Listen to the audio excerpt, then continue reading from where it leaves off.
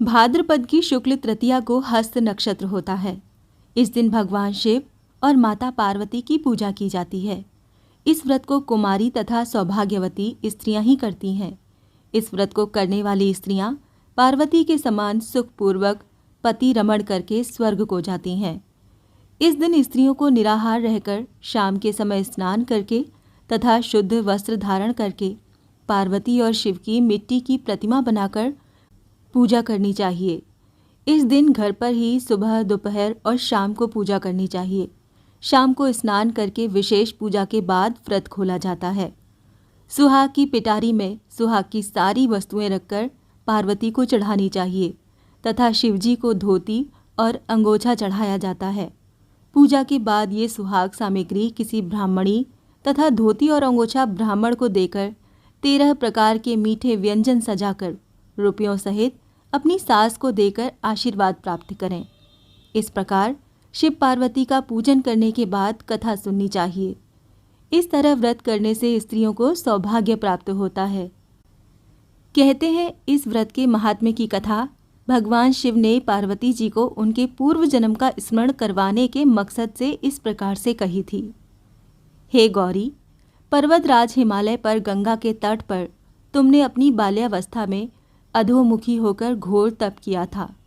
इस अवधि में तुमने अन्न न खाकर केवल हवा का ही सेवन किया था। इतनी अवधि तुमने सूखे पत्ते चबाकर काटी थी। माघ की शीतलता में तुमने निरंतर जल में प्रवेश कर तप किया था। बैसाख की जला देने वाली गर्मी में पंचाग्नि से शरीर को तपाया। श्रावण की मूसलाधार वर्षा में खुले आसमान के नीचे बिना अन्न जल ग्रहण किए व्यतीत किया। तुम्हारी इस कष्टदायक तपस्या को देखकर तुम्हारे पिता बहुत दुखी और नाराज होते थे। तब एक दिन तुम्हारी तपस्या और पिता की नाराजगी को देखकर नारद जी तुम्हारे घर पधारे। तुम्हारे पिता द्वारा आने का कारण पूछने पर नारद जी बोले, हे गिरिराज, मैं भगवान विष्णु के भेजने पर यहाँ आया हूँ। आपकी कन्या की घोर तपस्या से प्रसन्न होकर वो उससे विवाह करना चाहते हैं। इस बारे में मैं आपकी राय जानना चाहता हूँ। नारद जी की बात सुनकर पर्वतराज अति प्रसन्नता के साथ बोले, श्रीमान, यदि स्वयं विष्णु मेरी कन्या का वरण करना चाहते हैं तो मुझे क्या आपत्ति हो सकती है। वो तो साक्षात ब्रह्म हैं। ये तो हर पिता की इच्छा होती है कि उसकी पुत्री सुख संपदा से युक्त पति के घर की लक्ष्मी बने। नारद जी तुम्हारे पिता की स्वीकृति पाकर विष्णु जी के पास गए और उन्हें विवाह तय होने का समाचार सुनाया। परंतु जब तुम्हें इस विवाह के बारे में पता चला तो तुम्हारे दुख का ठिकाना न रहा। तुम्हें इस प्रकार से दुखी देखकर तुम्हारी एक सहेली ने तुम्हारे दुख का कारण पूछने पर तुमने बताया, मैंने सच्चे मन से भगवान शिव का वरण किया है, किंतु मेरे पिता ने मेरा विवाह विष्णु जी के साथ तय कर दिया है। मैं विचित्र धर्म संकट में हूँ। अब मेरे पास प्राण त्याग देने के अलावा और कोई उपाय नहीं बचा। तुम्हारी सखी बहुत ही समझदार थी। उसने कहा, प्राण छोड़ने का यहाँ कारण ही क्या है। संकट के समय धैर्य में काम लेना चाहिए। भारतीय नारी के जीवन की सार्थकता इसी में है कि जिसे मन से पति रूप में एक बार वर्ण कर लिया, जीवन पर्यंत उसी से निर्वाह करे। सच्ची आस्था और एक निष्ठा के समक्ष तो भगवान भी असहाय हैं। मैं तुम्हें घनघोर वन में ले चलती हूँ, जो साधना स्थल भी है और जहाँ तुम्हारे पिता तुम्हें खोज भी नहीं पाएंगे। मुझे पूर्ण विश्वास है कि ईश्वर अवश्य ही तुम्हारी सहायता करेंगे। तुमने ऐसा ही किया। तुम्हारे पिता तुम्हें घर में न पाकर बड़े चिंतित और दुखी हुए। वो सोचने लगे कि मैंने तो विष्णु जी से अपनी पुत्री का विवाह तय कर दिया है। यदि भगवान विष्णु बारात लेकर आ गए और कन्या घर पर नहीं मिली तो बहुत अपमान होगा।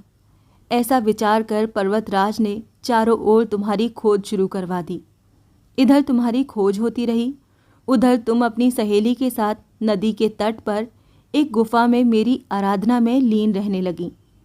भाद्रपद तृतीय शुक्ल की हस्त नक्षत्र था। उस दिन तुमने रेत के शिवलिंग का निर्माण किया। रात भर मेरी स्तुति में गीत गाकर जागरण किया।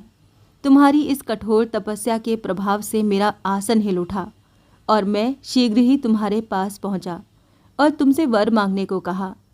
तब अपनी तपस्या के फलीभूत मुझे अपने समक्ष पाकर तुमने कहा, मैं आपको सच्चे मन से पति के रूप में वर्ण कर चुकी हूँ।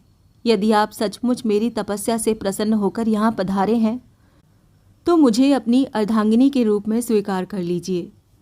तब तथास्तु कहकर मैं कैलाश पर्वत पर लौट गया। प्रातः होते ही तुमने पूजा की समस्त सामग्री नदी में प्रवाहित करके अपनी सखी सहित व्रत का वरण किया। उसी समय गिरिराज अपने बंधु बांधवों के साथ तुम्हें खोजते हुए वहां पहुंचे। तुम्हारी दशा देखकर अत्यंत दुखी हुए और तुम्हारी इस कठोर तपस्या का कारण पूछा। तब तुमने कहा, पिताजी, मैंने अपने जीवन का अधिकांश वक्त कठोर तपस्या में बिताया है। मेरी इस तपस्या के केवल उद्देश्य महादेव जी को पति रूप में प्राप्त करना था।